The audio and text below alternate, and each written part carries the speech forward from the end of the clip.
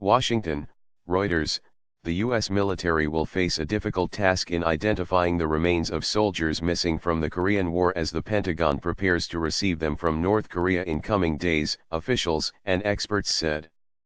U.S. President Donald Trump, who met with North Korean leader Kim Jong-un at an historic summit in Singapore this month, said on Thursday that Pyongyang was in the process of returning the remains of U.S. troops missing from the 1950 to 1953 conflict.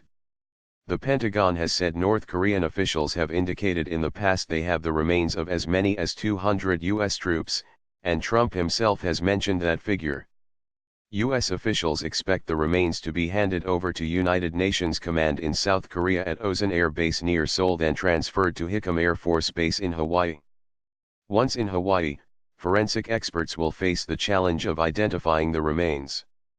Among the techniques they could use are detective work with old photos, comparing DNA from remains to that of missing soldiers, a Euro trademark relatives, and analysis of dental work. A U.S. official familiar with the process said the remains could be commingled, meaning not separated by individual, and could include people who were not American. The official, who spoke on condition of anonymity, said it could take months and even years to identify the remains.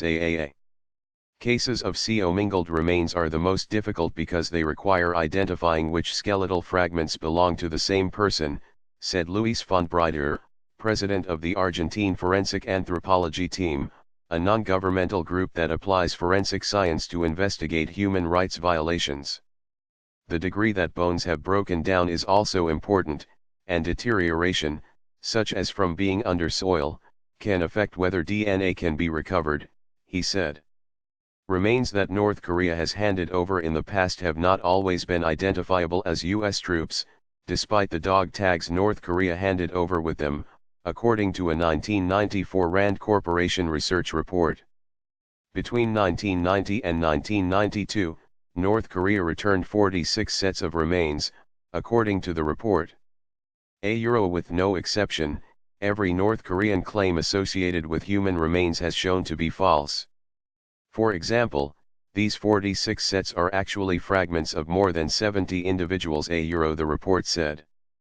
Forensic analyses suggested none were American, the report said.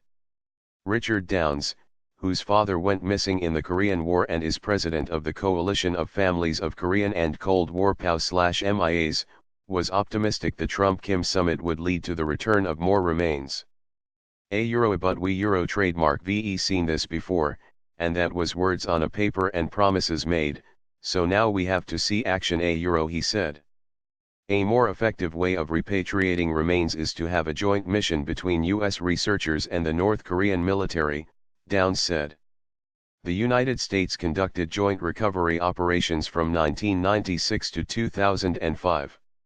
That method enabled U.S. researchers to keep the remains more intact and to glean clues from their surroundings.